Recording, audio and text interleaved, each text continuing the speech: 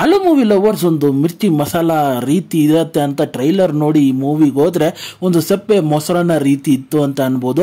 ಹಾಗೆ ಈ ಮೂವಿಯಲ್ಲಿ ಹಲವಾರು ವಿಚಾರಗಳು ಅನ್ವಾಂಟೆಡ್ ಆಗಿ ಬಂದು ಹೋಗುತ್ತೆ ಅನ್ನೋ ರೀತಿ ನನಗೆ ಫೀಲ್ ಆಯಿತು. ಆದರೆ ಇದರಲ್ಲಿ ಸ್ಕ್ರೀನ್ ಪ್ಲೇ ಹಾಗೆ ಸ್ಟೋರಿ ಟೆಲ್ಲಿಂಗು ಸಿಕ್ಕಾಪಟ್ಟೆ ಇಷ್ಟ ಆಯಿತು ಅಂತ ಅನ್ಬೋದು. ಹಾಗೆ ನಾನು ಯಾವ ಮೂವಿ ಬಗ್ಗೆ ಮಾತಾಡ್ತಾ ಇದ್ದೀನಿ ಅಂದರೆ ಕೋಟೆ ಅಂತ. ಹಾಗೆ ಈ ಮೂವಿಯ ಒನ್ಲೈನರ್ ಸ್ಟೋರಿ ವಿಚಾರಕ್ಕೆ ಬಂದರೆ, ನಮ್ಮ ಹೀರೋ ಒಂದು ಕೋಟಿನ ಗಳಿಸ್ಕೊಬೇಕು ಅನ್ನೋದು ಒಂದು ಕನಸಿರುತ್ತೆ. ಹಾಗೆ ಅವನು ಲೋವರ್ ಮಿಡಲ್ ಕ್ಲಾಸ್ ಹುಡುಗ ಆಗಿರ್ತಾನೆ ಅಂತ ಅನ್ಬೋದು. ಅದರಲ್ಲಿ ಅವರ ಫ್ಯಾಮಿಲಿ ಸಮಸ್ಯೆಗಳು, ಹಲವಾರು ಸಮಸ್ಯೆಗಳನ್ನು ಅವನು ಎದುರಿಸ್ತಾ ಇರ್ತಾನೆ. ಹಾಗೆ ಅವ್ರನ್ನ ಫ್ಯಾಮಿಲಿನ ಸಾಕೋ ಜವಾಬ್ದಾರಿನೂ ನಮ್ಮ ಹೀರೋ ಮೇಲಿರುತ್ತೆ. ಆದರೆ ಆ 1 ಕೋಟಿನ ನ್ಯಾಯವಾಗಿ ಒಂದು ಸರಿಯಾದ ದಾರಿಯಲ್ಲಿ ದುಡಿಬೇಕು, ಯಾವುದು ಮೋಸ ವಂಚನೆ ಮಾಡಬಾರ್ದು ಅಂತ ಅಂದ್ಕೊಂಡು ಅವನ ಒಂದು ಗೋಲ್ನ ಸಿದ್ಧಾರ್ಥನ ಅಳವಡಿಸ್ಕೊಂಡಿರ್ತಾನೆ ಅಂತ ಅನ್ಬೋದು. ಆದರೆ ಜೀವನ ಆ ಥರ ಬಿಡಬೇಕಲ್ಲ, ಹಲವಾರು ಟ್ವಿಸ್ಟ್ ಆ್ಯಂಡ್ ಟರ್ನ್ಸ್ಗಳು ಇವನ ಜೀವನದಲ್ಲಿ ಕರ್ಕೊಂಬರುತ್ತೆ. ಅದನ್ನು ಹೇಗೆ ನಮ್ಮ ಹೀರೋ ನಿಭಾಯಿಸ್ತಾನೆ, ನಿಜವಾದ ದಾರಿಯಲ್ಲಿ 1 ಕೋಟಿನ ಸಂಪಾದನೆ ಮಾಡ್ತಾನೆ ಇಲ್ಲ ಏನಾಗತ್ತೆ ಅನ್ನೋದನ್ನೆಲ್ಲ ನೀವು ತಿಳ್ಕೊಬೇಕಂದ್ರೆ ಈ ಮೂವಿನ ಹೋಗಿ ನೋಡಬೇಕು. ಹಾಗೆ ನನ್ನ ಹಿಂದಿನ ವೀಡಿಯೋಸ್ಗಳನ್ನೆಲ್ಲ ನೀವು ಚೆಕ್ಔಟ್ ಮಾಡಿಲ್ಲ ಅಂದರೆ ಅದನ್ನು ಐ ಕಾರ್ಡಲ್ಲಿ ಹಾಕಿರ್ತೀನಿ, ಹೋಗಿ ಮರಿದೆ ಚೆಕ್ಔಟ್ ಮಾಡಿ ಅಂತ ಹೇಳ್ತೀನಿ. ಹಾಗೆ ಮೂವಿಯ ಡ್ಯೂರೇಷನ್ ವಿಚಾರಕ್ಕೆ ಬಂದರೆ 2 hours 30 minutes ಇದೆ ಅಂತ ಅನ್ಬೋದು.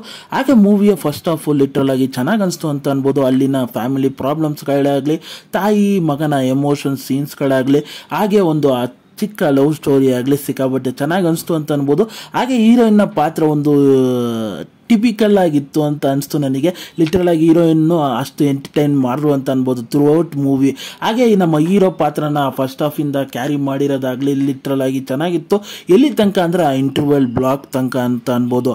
ಆದರೆ ಮೂವಿಯ ನನಗೆ ಸೆಕೆಂಡ್ ಹಾಫ್ ಕೆಲವೊಂದು ಸೀನ್ಸ್ಗಳು ಮಿಕ್ಸಿಂಗ್ ಥರ ಫೀಲ್ ಆಯಿತು ಅಂತ ಅನ್ಬೋದು. ಯಾವುದ್ರಲ್ಲೂ ಆ ಕಂಟಿನ್ಯೂಟಿ ಫೀಲ್ ಆಗಿಲ್ಲ ಅಂತ ಅನ್ಬೋದು. ಪ್ರತಿಯೊಂದು ಸೀನ್ಸ್ಗಳು ಇನ್ನೊಂಚೂರು ಇಂಪ್ರೂವೈಸ್ ಆಗಿರ್ಬೋದಾಗಿತ್ತು ಅಂತ ಅನಿಸ್ತು ನನಗೆ ಆ ಕ್ಲೈಮ್ಯಾಕ್ಸಲ್ಲಿ. ಹಾಗೆ ಕ್ಲೈಮ್ಯಾಕ್ಸ್ನ ಅವರು ಎಂಡ್ ಮಾಡಿರೋ ವಿಧಾನ ಚೆನ್ನಾಗಿತ್ತು, ಆದರೆ ಆ ಪ್ರಾಪರ್ ಎಂಡಿಂಗ್ ಕೊಟ್ಟಿಲ್ಲ ಅಂತ ನನಗೆ ಅನಿಸ್ತು ಅಂತ ಅನ್ಬೋದು ಮೂವಿಯಲ್ಲಿ. ಹಾಗೆ ಇನ್ನೊಂದು ವಿಚಾರ, ರಂಗಣ್ಣ ರಘು ಸರ್ ಅವರ ಕ್ಯಾರೆಕ್ಟರ್ ಈ ಮೂವಿಯಲ್ಲಿ ಬಂದು ಹೋಗುತ್ತೆ. ಯಾತಕ್ಕೋಸ್ಕರ ಈ ಕ್ಯಾರೆಕ್ಟರ್ ಬರುತ್ತೆ, ಏನು ಆ ಕ್ಯಾರೆಕ್ಟರ್ ಮಹತ್ವ ಅನ್ನೋದೇ ಈ ಮೂವಿಯಲ್ಲಿ ನಮಗೆ ಎಕ್ಸ್ಪ್ಲೈನ್ ಮಾಡಿಲ್ಲ. ಹಾಗೆ ಆ ಸ್ಟೋರಿ ಟೆಲ್ಲಿಂಗಲ್ಲೂ ಎಕ್ಸ್ಪ್ಲೈನ್ ಮಾಡಿಲ್ಲ ಅಂತ ಅನ್ಬೋದು. ಹಾಗೆ ಪಾತ್ರದ ವಿಚಾರಕ್ಕೆ ಬಂದರೆ ಎಲ್ಲರಿಗೂ ಅವ್ರು ಕೊಟ್ಟಿರೋ ಪಾತ್ರನ ಚೆನ್ನಾಗಿ ಜಸ್ಟಿಫೈಡ್ ಮಾಡ್ರು ಅಂತ ಅನ್ಬೋದು.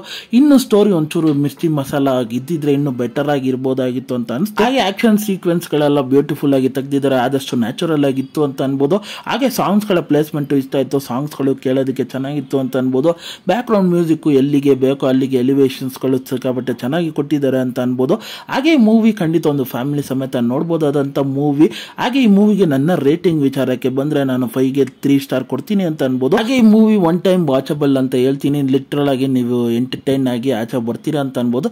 ಹಾಗೆ ಈ ರಿವ್ಯೂ ನಿಮಗೆ ಅನಿಸ್ತಂದ್ರೆ, ಈ ವಿಡಿಯೋ ಇಷ್ಟ ಆಯಿತು ಅಂದರೆ ಈ ವಿಡಿಯೋಗೊಂದು ಲೈಕ್ ಮಾಡಿ, ಆಗ ನನ್ನ ಚಾನಲ್ನ ಸಬ್ಸ್ಕ್ರೈಬ್ ಮಾಡಿ, ಮತ್ತೆ ಬೆಲ್ ನೋಟಿಫಿಕೇಶನ್ ಆನ್ ಮಾಡಿ.